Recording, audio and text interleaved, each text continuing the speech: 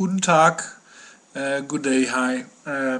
Well, of course I have to make a video now because I was caught up in the first protest I've seen against austerity measures. Of course there have been some student protests in The Hague. It's the place to do protests. I was around our parliamental area and I tried to walk from the central station direction towards the city.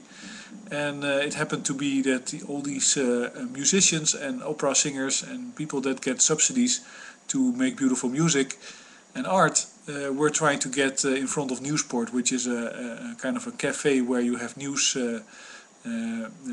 broadcasts, and of course also it's a side of the building perhaps where they were negotiating, because that was what was going on today. But let's say there were only 1,000 people in this narrow street, and I don't have any footage of it, which is a pity, just my luck. I was blocked by a number of MA, we call them. I'm really not sure what that stands for, but they're like riot police, really strong guys in blue overalls with heavy boots and batons, and some trucks behind it, from those vans with like say the protection. And I was kind of irritated because they were blocking the street, and it's really a long way to get around it, and there was really nothing going on. And they only had to move, let's say, a half a meter, and I could go through, and there would not be any problem because nobody was moving in that direction that I was trying to move in, because they were all focused on what happens in one of the sides of the street. They were all shouting "fuck off," oprotten, in Dutch, and it's funny because they said it in a way like oprotten. I guess it's a pun, and now I get it. It's a pun for Mr. Rutte, which is our Prime Minister. Oprotten. Which is... Anyway, I'm a bit slow. So I was pissed off because it was kind of dangerous situation. And if these people would have panicked, it was very warm, or something would have happened, somebody would have a firecracker or something, they would try to move towards the city, and they would be stopped by these blue goons, and it would be a riot. So I tried to walk the other way, and I ran into a guy with a baton again, and it's really not appropriate, I think. First of all, it's it's just way too heavy, the gear that they're carrying, and it's really, you know. So if you have somebody that you need to stop, are you going to use a baton, which is about 1.5 meters long and 5 centimeters in diameter, and very painful if you... a friend of mine had one, and if you hit yourself with it, it hurts. So I guess for that reason it's a useful tool, but it's not an appropriate situation to have that. You know, there was just no anarchists around us, and I think the big problem here is that you know, you start with a small riot, and then you get, and of course nothing happens, but of course if they block the street and from the other side people keep flooding in, which was highly likely to happen, you get a panic, then you get a riot, and people start becoming more aggressive, and it was actually 30 degrees centigrade, so it's really a temperature at which you don't really want people to be cooped up, and you never know if there's somebody with not agoraphobia but claustrophobia.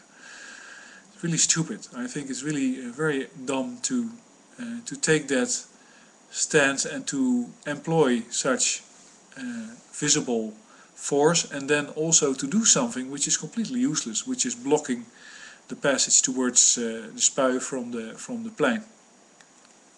Completely useless. There was really no reason to do that.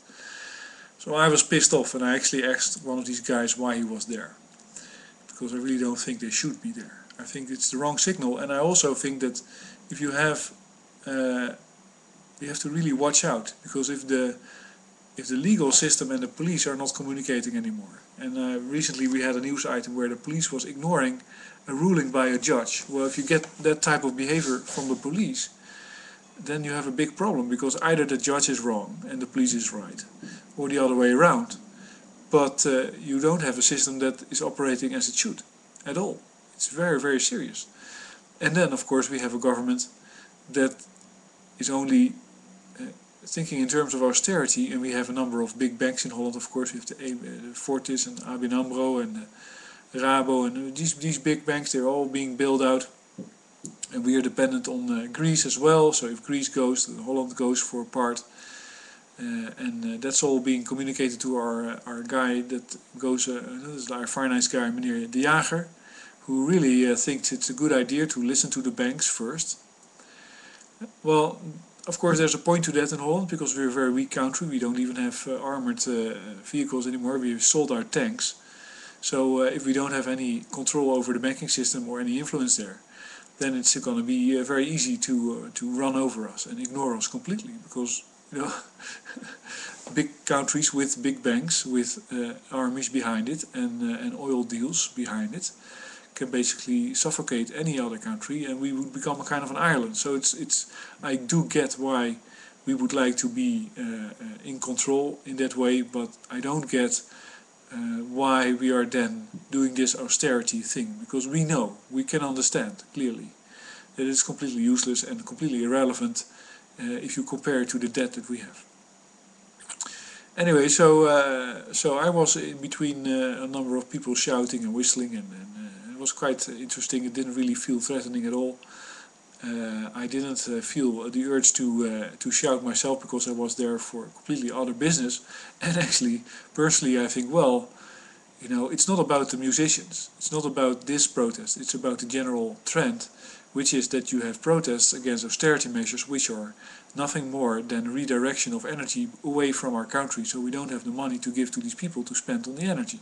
They cannot have the lifestyle, they won't get the imported products, they cannot afford it, they're going to be out of a job, and they're not the first one, there's going to be others, and this is going to continue as long as we refuse as a country to face up to the fact that we have to generate our own electricity, our own heat, and etc.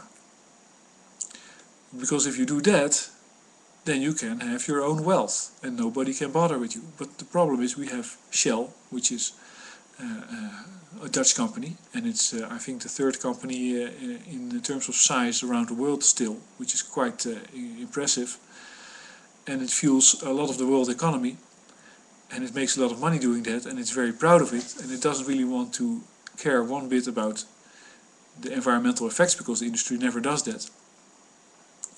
So and of course they are linked to royalty, not linked not in a familiar way, but simply they're just like that's the whole pride of Holland, is basically big oil companies, a knowledge economy, luxury hobbies that we can all have, because we can make deals so that we get those activities in Holland.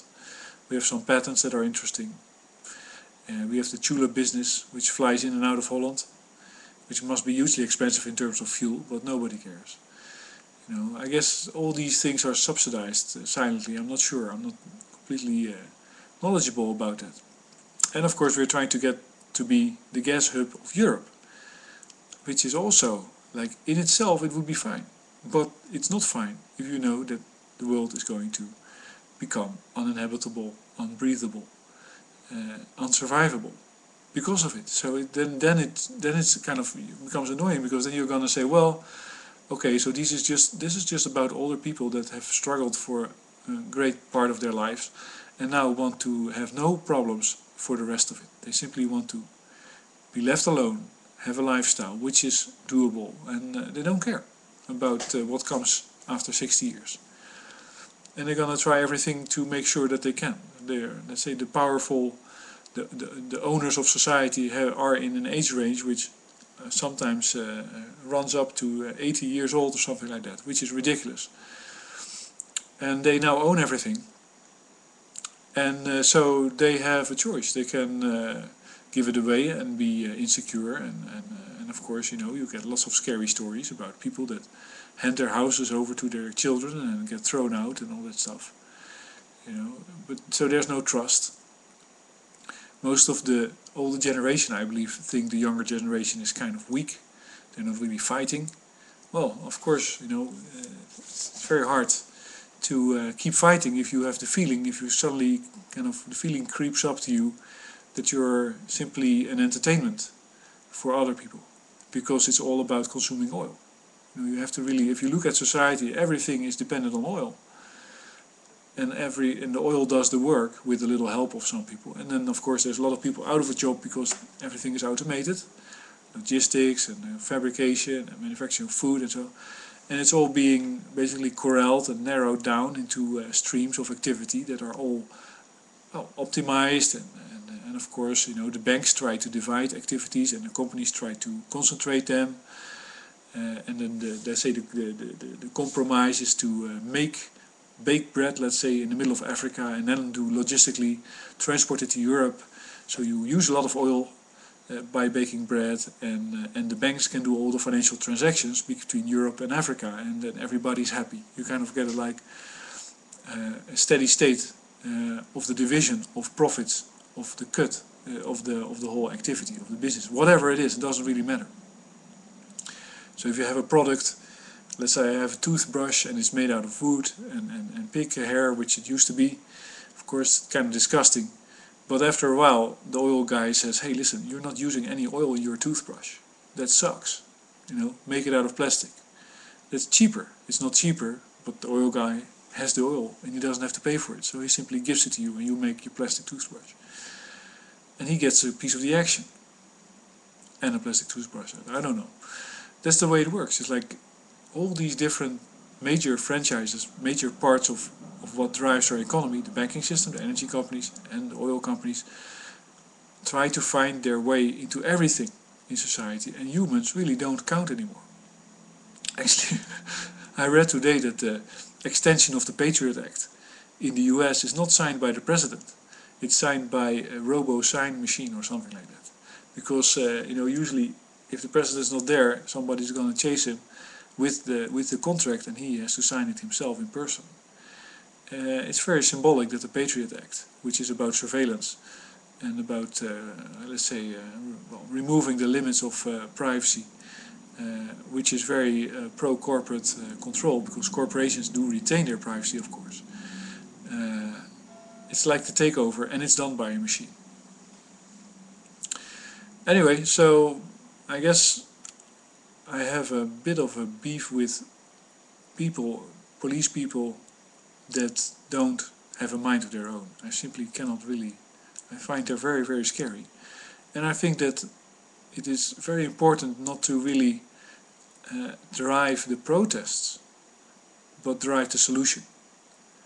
So your riot, your austerity is caused by shortage of energy and inability to produce goods at a cheap price, because the energy that you use to do that is going in other directions to other users.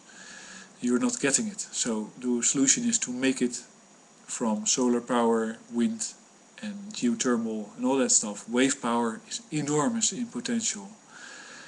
And just do that.